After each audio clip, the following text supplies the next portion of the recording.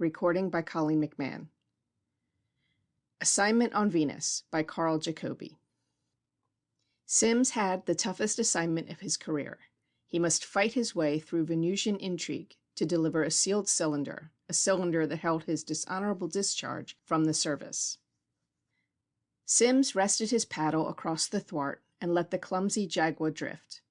Ahead, where the indigo swamp growth thinned, an abutment of white metal projected from the water, its near end forming a wafer-like conning tower.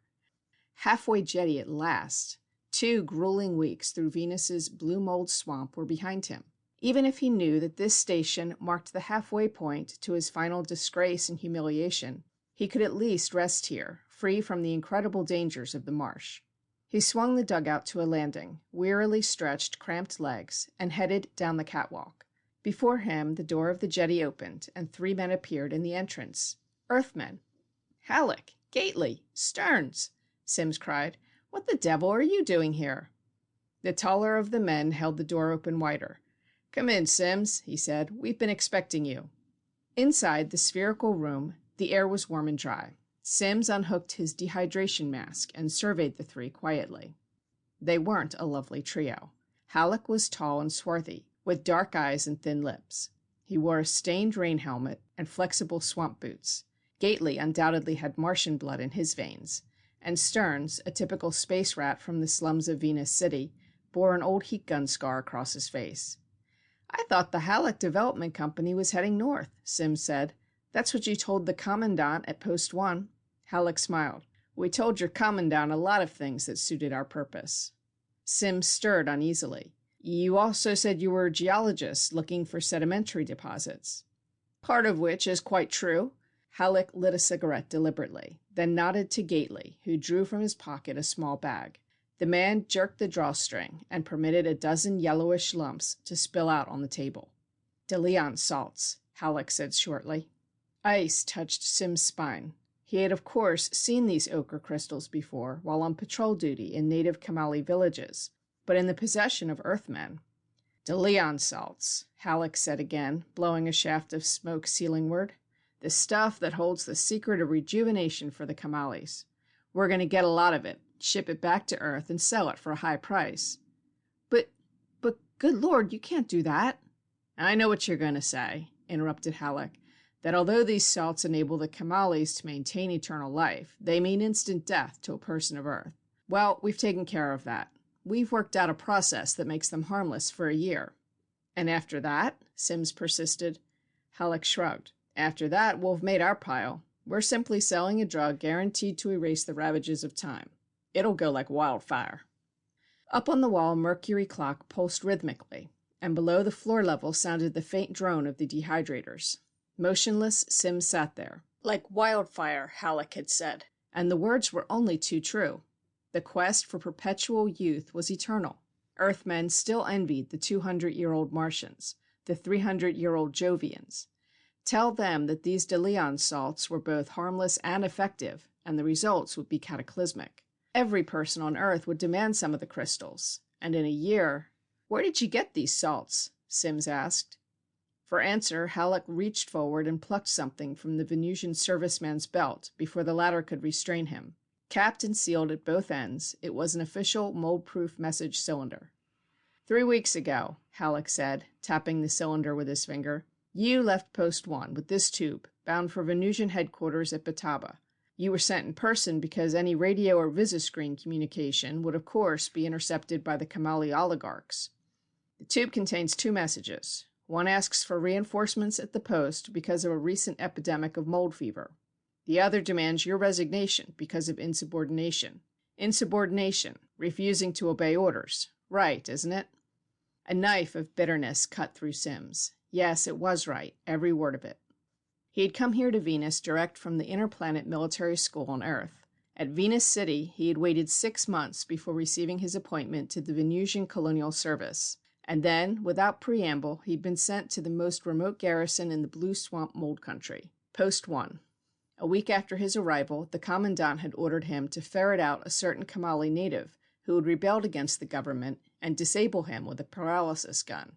Somehow, when Sims had come face to face with the web-footed creature, his conscience had rebelled, Shooting in self-defense was one thing, but crippling in cold blood didn't seem human.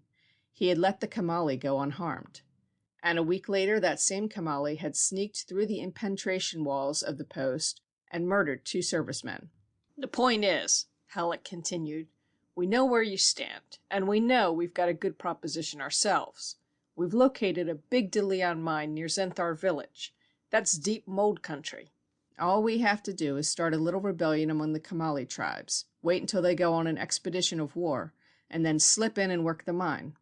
The man's eyes gleamed sardonically, but it was Gately who put the final offer into words.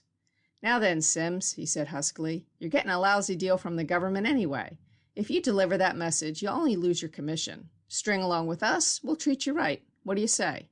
Sims' face masked the battle that was waging in his soul. "I'll think it over," he said at length. 3 hours later, Sims lay in one of the wall bunks, wide awake. The jetty room was in semi-darkness, lit only by the soft glow that filtered through the ports. From the bunk opposite came the regular breathing of Halleck and Stearns. Gately sat by the table, smoking a cigarette. The situation was quite clear to Sims now. He was a prisoner. The slightest attempt on his part to escape would result in the space rats taking action. For it was to their interest that his message did not get through. Post 1 had asked for reinforcements. Those reinforcements, coming back through the swamp, would interfere with their plans to get the rejuvenation salts. On the other hand, Halleck had spoken the truth when he said that Sims was heading straight into disaster. Delivery of that sealed message cylinder would mean his immediate dismissal from the Venusian Colonial Service. His hands dug into the blanket. Suppose he did throw in with these 3. Halleck would see that a tribal war of large proportion got underway among the Kamalis at once. That would mean every garrison in Blue Swamp would be in danger of complete annihilation. Post 1, with its flimsy impenetration walls and its men weakened by mold fever, would be wiped out. All because of a few crystals. For 2 generations, those de Leon salts had been a mystery to Earthmen who colonized Venus. Chemists only knew that the Kamalis used the drug to rejuvenate their bodies and prolong life. Once, in ages past, the Kamalis had been a great race with a high culture. Then, through some great catastrophe, their numbers had been decimated and made sterile. Gradually, they had migrated into Blue Swamp, and it was here, no doubt, that they had developed their webbed feet and their elongated ears. Yet, while the de Leon salts served to rejuvenate their bodies, their minds had gradually atrophied. Only the ruling oligarchs knew the secret of using the drug without harm to their mental powers. Abruptly, Sims tensed. Across the room, Gately's head nodded in sleep. The Venusian serviceman slid to his feet, stole noiselessly across to the 3 ports, and closed them. From his pocket he took a small paralysis fume pellet, lit it, and tossed it under the table. Back in his own bunk, he pulled on his dehydration mask and waited tensely. In 60 seconds, a gray fog of vapor was swirling through the room. In 60 seconds more, Gately's body had become rigid, his right arm suspended in space over the table. Sims made sure his message tube was in its place in his belt holster. Then he crossed unchallenged to the door. An instant later, he was outside, advancing along the catwalk. He leaped into his Jaguar and began to paddle madly, intent only on putting distance between himself and the jetty. He had 2 alternatives: to continue on to GHQ at Bataba, or to head into Forbidden Mold Country and warn Zenthar village. Either way, his own future was doomed. But without hesitation, he chose the latter. Mile after mile, Sims fought his way along hidden channels, each of which resembled its predecessor. At first, he had no idea where Zenthar village lay. Then, in his mind's eye, he saw again that relief map of the Blue Country, which all Venusian servicemen must commit to memory. Zenthar lay to the east, in an unexplored district.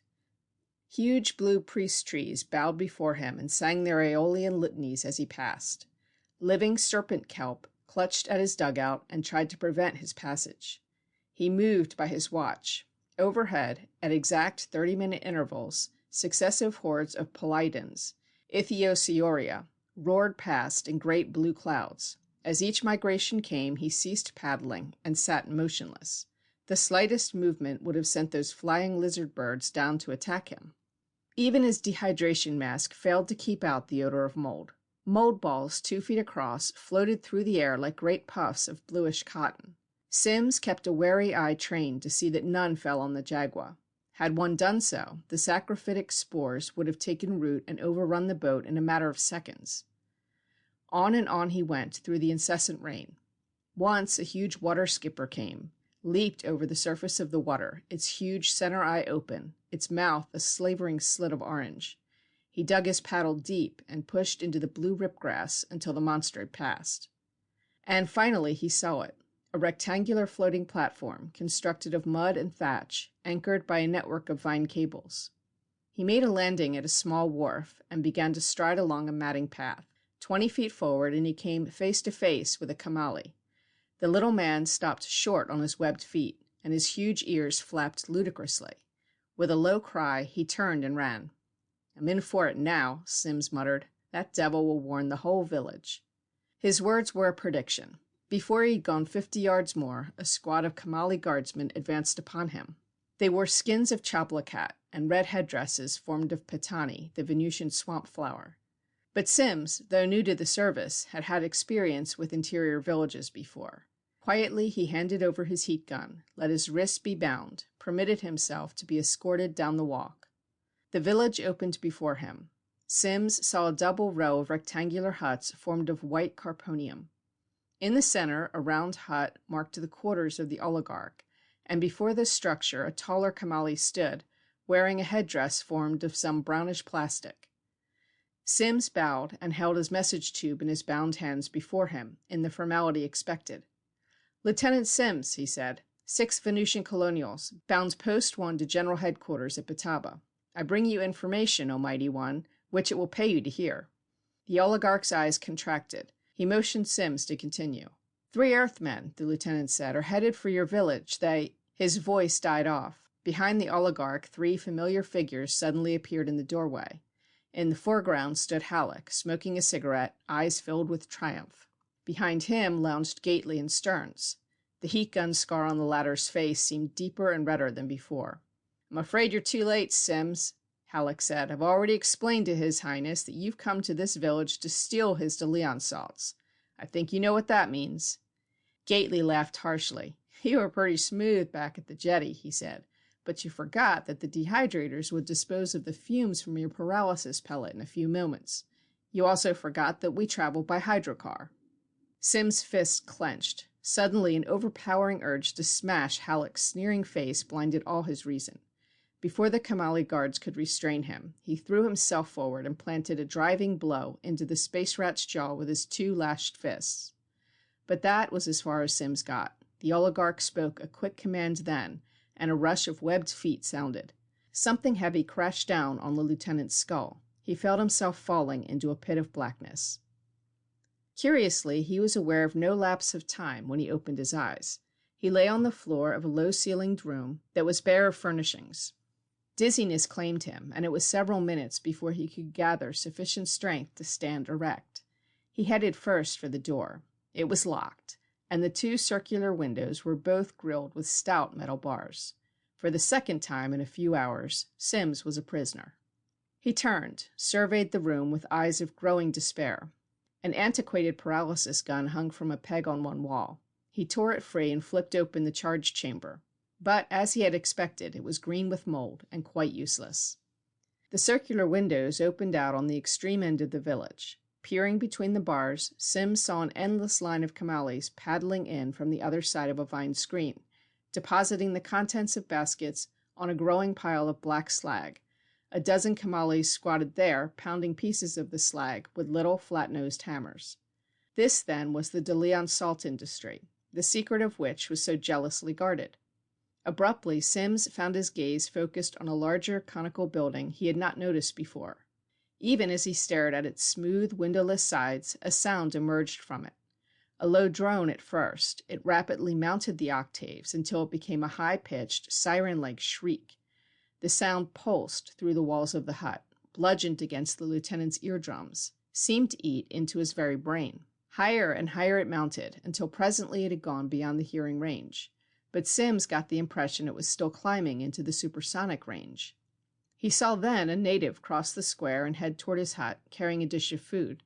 The lieutenant glanced at the old-fashioned lock on the door, and a thought struck him.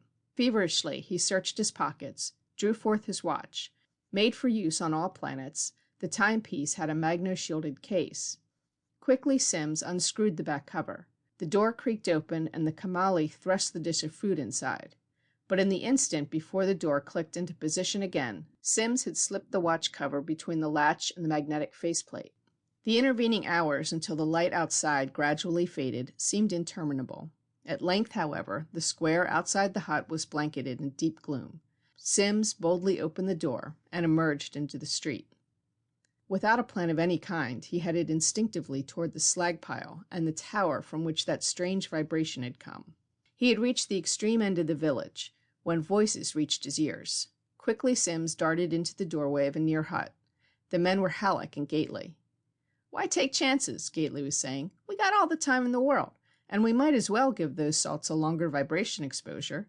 That way the Earth people who take the stuff won't feel any bad effects for maybe 2 years.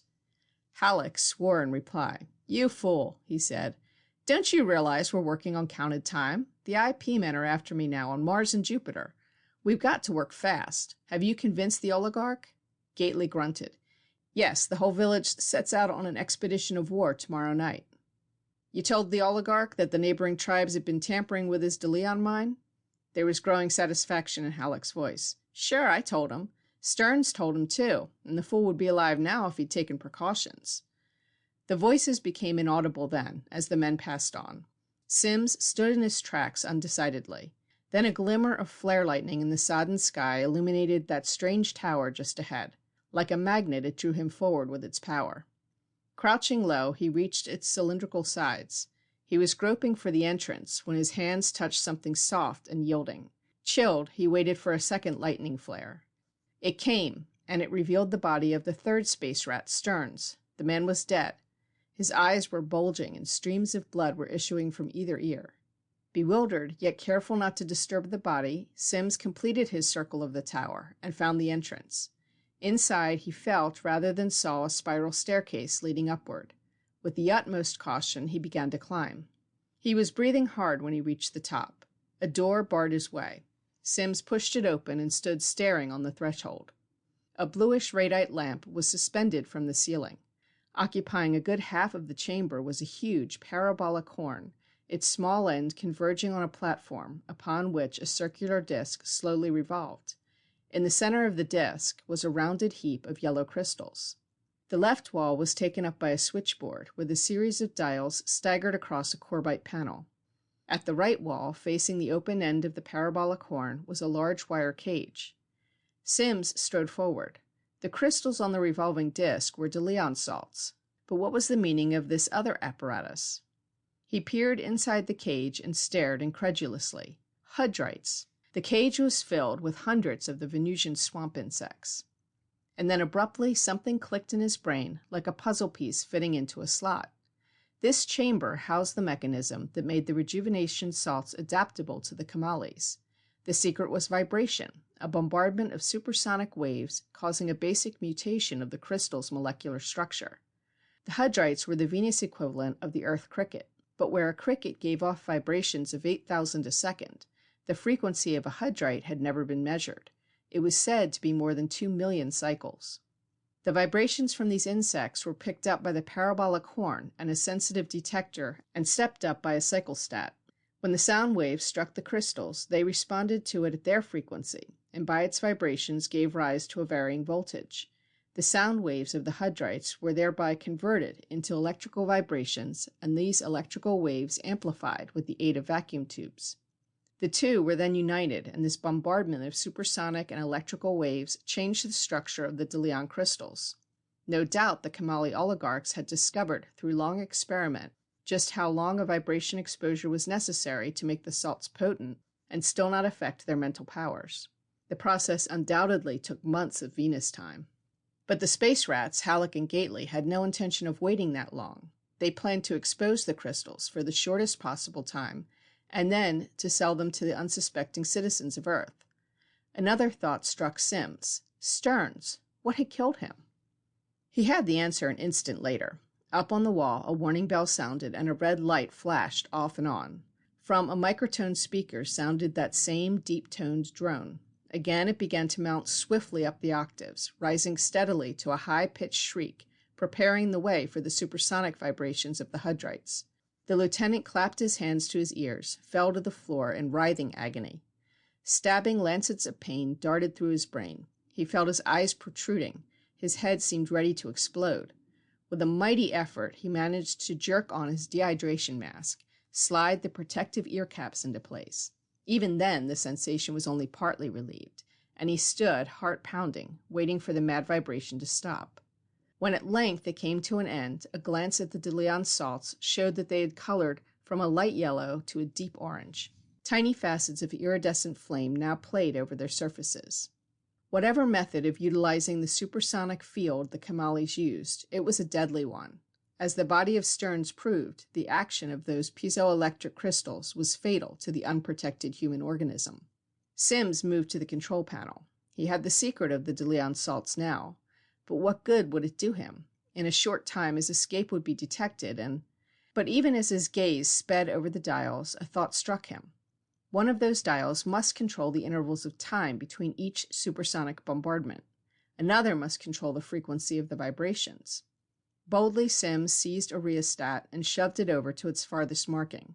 He found the time dial and pushed that upward too, guessing at the length of increase. Then he was descending swiftly the spiral staircase to the ground level. He skirted the main street of the village and groped his way through inky blackness to the swamp shore. In the gloom he made out his jaguar, but he didn't stop here. He ran blindly 100 yards along the matting shore until a squat, beetle-like shape materialized out of the darkness, the Space Rat's hydrocar. In half a minute he had the mooring line unfastened, and then, splitting the darkness about him, came a shaft of white light. Simultaneously, Halleck's voice yelled, "Get him before he gets in the car!" There was a dull report like a melon striking, and something soft and fuzzy whizzed past Sim's head to hit the water with a hollow plop. A mold gun. In the relentless light of Halleck's search lamp, the lieutenant saw the living fungus erupt into 100 wiggling spores that germinated in a matter of seconds. Sims leaped into the cabin and fumbled for the starter switch. Once, a dozen years before, he had driven a hydrocar on a pleasure cruise a short distance up the Martian Central Canal.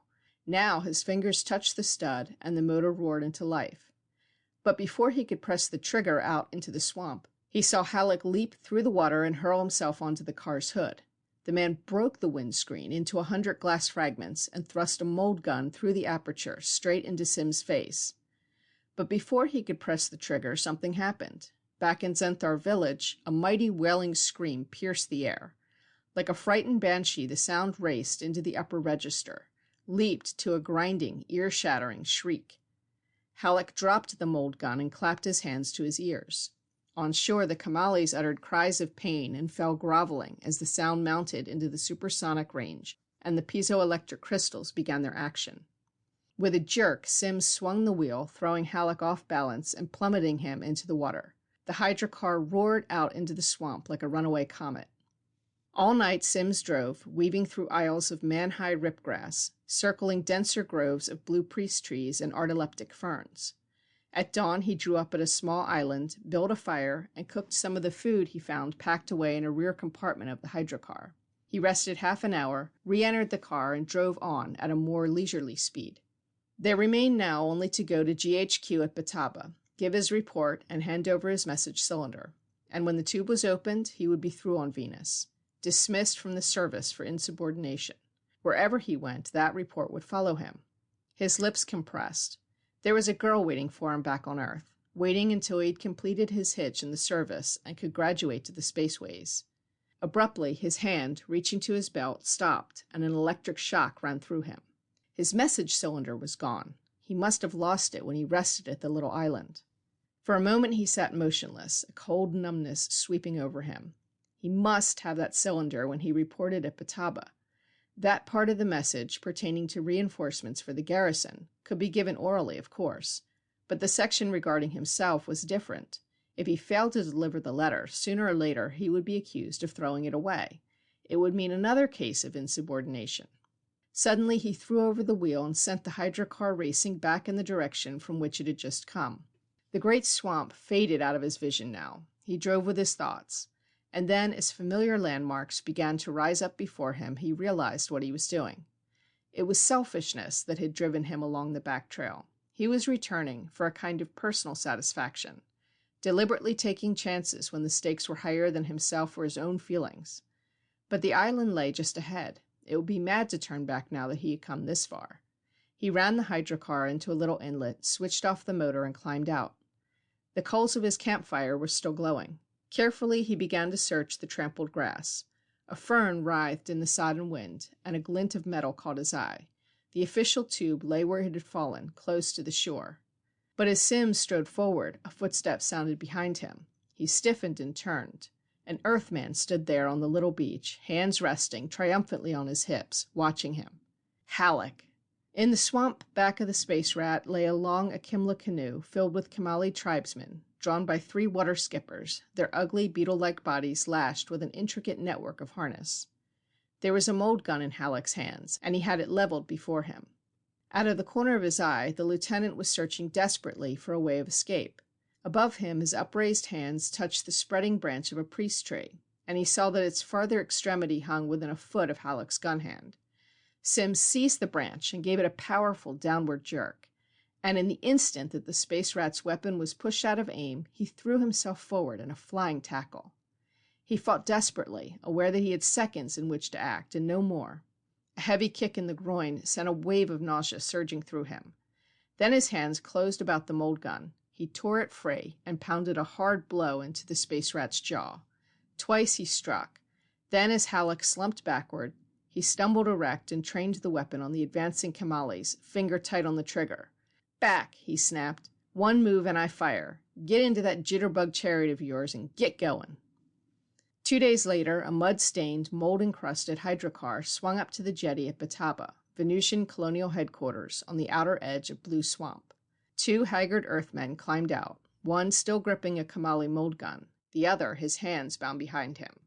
They paced down the catwalk, entered the lock, and a moment later stood before the post major. Sims saluted and began a graphic description of all that had occurred. "Post 1 needs help, sir," he concluded. "There were 12 cases of mold fever when I left, and the impentration walls are badly in need of repair. The Kamalis are on the verge of an intertribal war." The major looked the prisoner over and nodded. All the defiance was gone from Halleck now. He stood there, lips twisted in a sullen snarl, eyes mirroring defeat. "The IP men have been after this rat for a long time," the major said. "And now, Lieutenant, I'll have your official report." Silently, Sims handed the message cylinder across the desk. The major opened the cylinder and glanced at the scroll inside.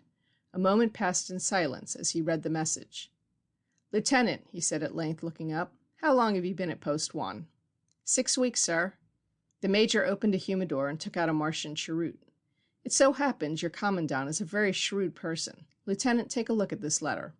Slowly, Sims picked up the scroll and read, "And am sending this letter by Lieutenant Sims, a newcomer to Post 1. The boy had the usual case of nerves brought about by the damnable solitude, the rain, and the constant dangers here at the post, and I'm taking the usual method of curing it. Let him rest over at Bataba for a month, then send him back. He has the makings."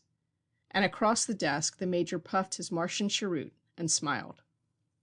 End of Assignment on Venus by Carl Jacobi. Recording by Colleen McMahon.